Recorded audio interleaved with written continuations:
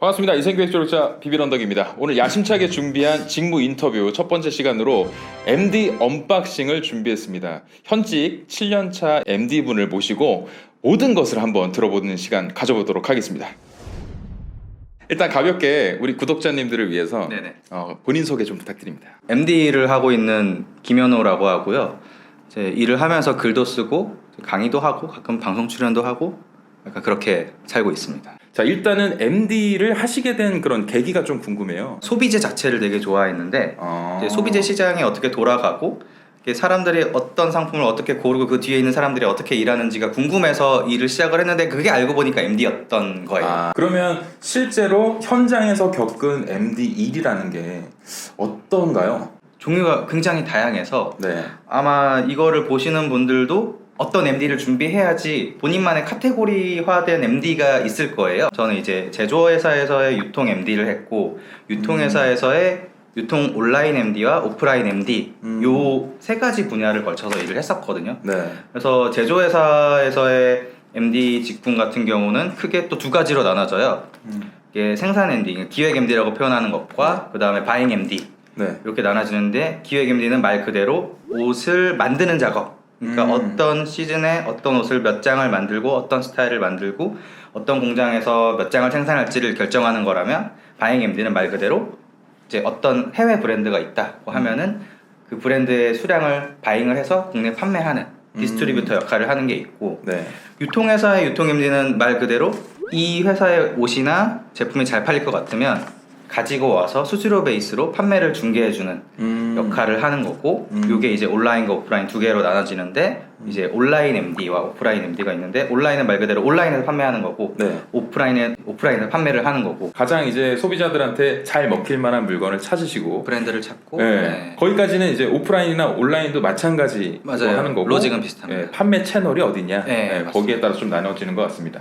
사실 처음부터 MD셨던 건 아니잖아요. 그 전에 이제 S에서 좀 일하셨잖아요. 네, 이건 말할 수 있을 것 같아요. 저 삼성 다녔습니다. 제일모직으로 입사를 해서 회사가 합병하고 막 분할하고 하더니 이제 삼성물산으로 퇴사를 했습니다. 처음에는 이제 남삼성 영업팀에 있었고 그 다음에 영업전략팀, 그 다음에 신규 브랜드 런칭 TF, 그 다음에 이제 해외 상품 영업팀 해가지고 이제 톰 브라운, 꼼데가르송 담당을 했었습니다. 그 당시에 이직을 좀 결심하셨던 계기가 있어요?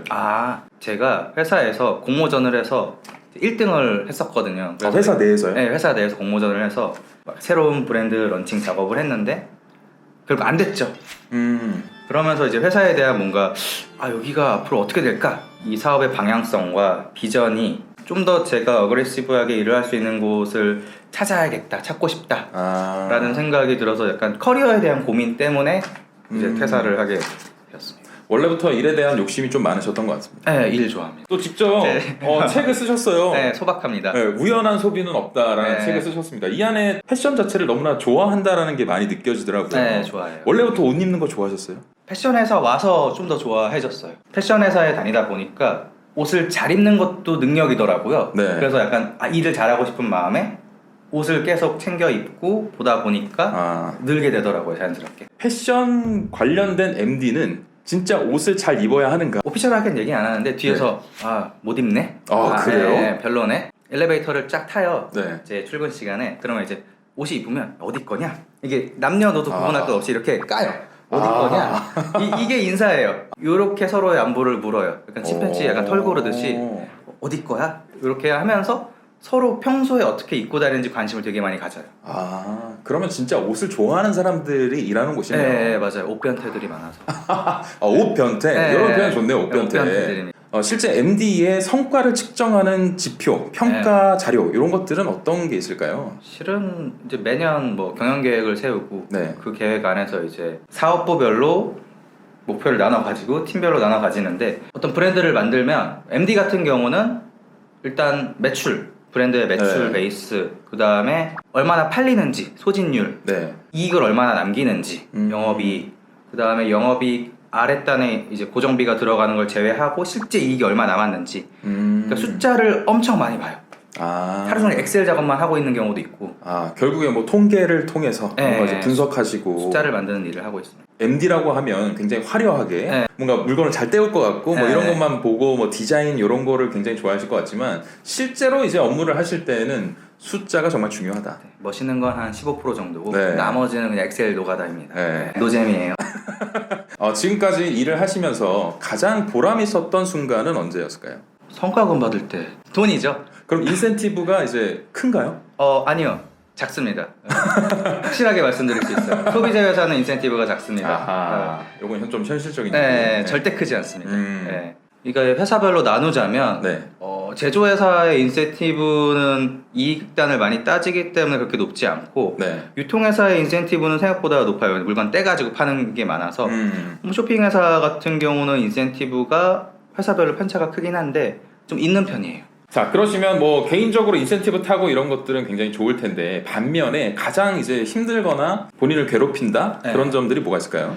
일단 제가 만든 상품, 제가 취급한 상품이 최종적으로 고객한테 넘어가는데 즉 고객이 마음에 안 들어서 무언가 일이 발생하는 순간 저도 약간 디프레스 되고 그리고 현실적으로 일도 많이 늘어나요. 그러니까 옷이 불량이 생기거나 아니면 배송 중에 뭔가 사건 사고가 생기거나 고객한테 넘어가는 최초의 라스트 터치가 뭔가 문제가 생겼을 때 이제 들어가는 공수와 마음고생이 좀 심해요. 실제 소비자 한두 분께서 거는 컴플레인이 직접 MD한테도 전달이 된다는 그렇죠. 무조건 전달이 되고 그거를 반영을 해서 유통을 하고 제작 기획을 하는 거죠. 제가 담당하는 브랜드의 옷이 마음에 안 들어서 CS를 통해서 그런 클레임이 인입이 되면 그 내용이 정리가 돼서 저한테 떨어져요. 실제로 그냥 옷이 막 뜯어지거나 아니면은 뭐 며칠 안 입었는데 막 그런 경우 바꿔달라. 근데 소비자 과실인 경우에는 소비자에게 귀책 사유가 넘어가거든요. 그렇죠. 근데 그럼에도 불구하고 소비자가 강성으로 나오면 그러니까 좀 지고 들어가야 돼요.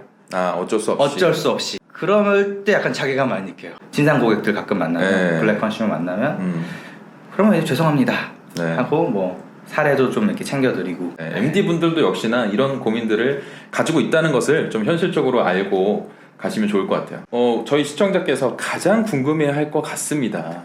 일단 어떤 사람들이 MD가 될 수 있는가? 주변을 봤을 때 뭔가 학벌, 뭐 어떤 화려한 이력이나 공채 베이스에 우리가 이름을 아는 회사로 제 기준으로 말씀을 드리자면 취준할 때 준비를 좀 많이 했었어요. 제일모직 그러니까 삼성 들어가기 전에는 사실 화장품 회사에서 인턴을 했었거든요. 그러면서 이제 소비재에 대해서 경력을 쌓았고 사실 학교가 이게 서류에서 안 볼 수는 없어요. 아무리 블라인드를 한다고 해도 묻어나는 기록들은 학교가 묻어날 수밖에 없거든요. 그래서 그런 걸 뛰어넘기 위해서 공모전을 되게 많이 했어요. 공모전? 네, 공모전을 해서 상을 4번을 받았고 그 다음에 대외 활동 되게 많이 했었고 대외 활동을 통해서 뭐 인턴 전환도 되기도 했었고 그리고 공모전을 했을 때도 전략을 잡기로는 그 입사 지원 시 혜택이 있는 베네핏이 있는 공모전만 지원을 했어요. 전략적으로? 구체적으로 어떤 프로젝트였어요? 뭐 제가 뭐 상을 받은 걸 말씀을 드리자면 AK에서 하는 그 뭐 케라시스 마케팅 공모전 이런 게 있어요. 이거에 상을 받으면 서류 면제 빡 화이팅 있게 해서 상 한번 딱 받아주면 이력도 생기고 서류 통과도 되고 나머지 스무스하게 진행되는 커리어도 되고 요런 것들이 있었고 회사 준비를 거의 한 6개월 동안 했었어요. 공채 준비를. 그래서 제가 가고 싶은 회사의 리스트를 쫙 정리를 한 다음에 전년도에 언제 공채 공지가 떴는지를 미리 적어놨었어요. 그래서 이 시기에 이 회사의 공채가 열리니까 미리 준비를 해놨어요. 전년도에 질문 같은 거 다 서치해가지고 모아놓고 그 다음에 제 자소서 토대 만들어 놓은 다음에 한 번씩 다 써보고 그래서 저는 공채가 언제 열리지가 아니라 열릴 때 기다렸다가 그냥 준비한 걸 집어넣었어요. 그렇게 준비를 했고 그 다음에 취업 스터디 그 다음에 자소서 클래스 면접 클래스 하면서 발성 연습 카메라 테스트, 모의 면접. 아니 근데 제가 알기로 그 현호 씨는 말씀도 굉장히 잘하시고 강의도 하시잖아요. 강연도 하시고. 맞습니다. 근데 이게 만들어진 거군요. 다 가짜입니다. 전 가짜입니다. 다 연습으로 이렇게 하실 수 있다는 거를 좀 보여주신 거예요. 취업 스터디 했는데 도움이 네. 많이 됐었어요. 아, 이게 실제 우리가 면접장에 서는 경우가 네. 정말 일생에 몇 번 안 되거든요. 그렇죠. 낯섭니다. 어색하고. 네. 그래서 그런 환경에 자꾸 노출을 시켜야 본인도 자연스럽게 뭔가 자기를 표현할 수가 있는데 그렇죠. 얼어버려요, 사람들이. 그래서 모의 면접을 하는데 저는 항상 옆에 카메라를 두고 연습을 했어요. 어떤 시선 처리를 하는지, 네. 어떤 자세로 앉아, 지금 자세가 별로긴 한데 어떤 자세로 있는지. 네. 그리고 제가 뭐 패션 스타일링 클래스도 했었는데 내가 수트를 입었을 때 어떻게 앉아야 되는지 이런 것까지 다. 그러니까 수트에 각이 살아야 또 있어 보이거든요.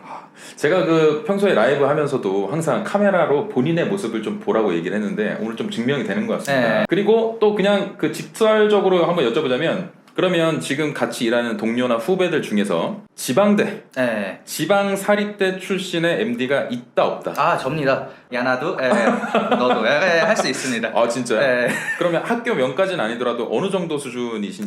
뭐 그냥 뭐 경기도에 있는 인천이죠. 인천에 있는 하버드 같은 대학입니다. 어딘지 알겠네요. 인천 하버드 대학. 그러면 이제 주변에도 그런 베이스를 가지신 분들이 꽤 있다. 아니요, 꽤 없어요. 그래요? 그러면 실제로 어때요? 비율이 실제로 공부를 잘하는 친구들이 시험도 잘 보고 하는 게 있어요. 근데 약간 그런 뭐 저 같은 친구들은 공식적으로 뭐 같은 무기로 싸우면 상대적으로 비교 우위에 낮을 수밖에 없거든요. 예, 그렇죠. 그러면은 그들보다 잘할 수 있는 무언가의 키포인트가 있어야 돼요. 그렇죠. 그거를 항상 말씀을 드리고 싶어요, 저는. 자격증 있으신가요, 혹시? 네, 2개 있어요. 어떤 자격증이요? 마케팅 조사 분석사라는 아무도 모르는 자격증. 잘 모르겠는데. 아무도 모릅니다. 예. 그리고 유통관리사. 유통관리사. 2급입니다. 유통관리사를 많이 궁금해들 하세요. 네. 유통회사에 들어갈 때 이것이 필수냐? 이렇게 물어보는 친구들 되게 많거든요. 하나도 필요 없습니다. 근데 뭔가 내가 들어가고자 하는 산업에 대해서 전반적인 이해를 높이고자 한다면 추천을 드려요. 그렇죠. 약간 꾸준한 관심을 가져왔다는 측면에서는 어필할 수 있는 정도다. 알겠습니다. 당장 취준생 아무것도 없는 베이스로 돌아간다면 무엇부터 하시겠습니까? 기억하고 싶지 않아서 일단 본인의 이력을 정리하는 게 가장 첫 번째인 것 같아요. 그래서 저 같은 경우도 대학 입학하자마자부터 졸업할 때까지의 모든 기록들을 엑셀로 리스트업을 해놨어요. 알바서부터 대외활동, 봉사활동, 자격증 언제 땄는지, 점수 뭐였는지, 그 다음에 어떤 타이틀이었는지, 이걸로 느낀 점이 뭔지 이렇게 엑셀로 정리를 해놓으면 저만의 연대기가 되거든요. 그렇죠. 그러면 이거를 가지고 그 다음에 취준을 해야지 갑자기 딱 질문 딱 들어오면 나 뭐 했지? 답이 안 나와요.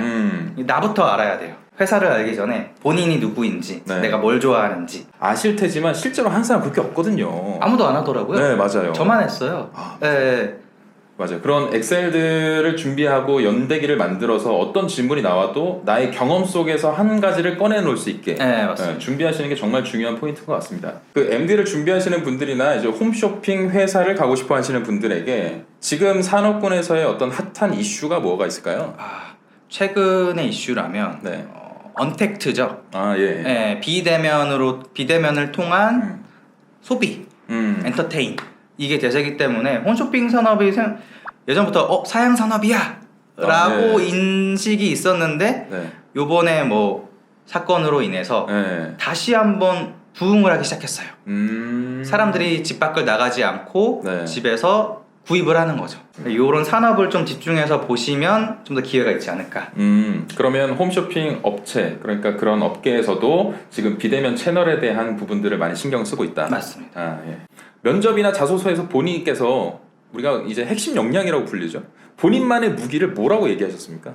일단 뭐 다양한 대외 활동, 공모전 이런 게 있었고 멘트를 좀 많이 준비했어요. 멘트요? 어떤 멘트? 약간 딱 들어가자마자 인사를 할 때 안녕하세요. 피부는 건성이지만 일은 건성으로 하자는 지원자 김현우입니다. 약간 이렇게 해주면 이게 보고 있다가 이렇게 고개를 싹 들어요. 저를 한번 쳐다보세요. 화려한 눈빛이 나를 감싸는데 그러면 그때 이제 본인을 어필해야 돼요. 인사법부터 이렇게 심상치 않게 하셨네요. 그렇죠. 한번 이렇게 왜냐면 이게 지원서가 다들 화려하니까 멘트가 화려해야 저를 한번 쳐다보거든요. 피부는 건성이다. 그러나 일은 건성으로 하지 않는다.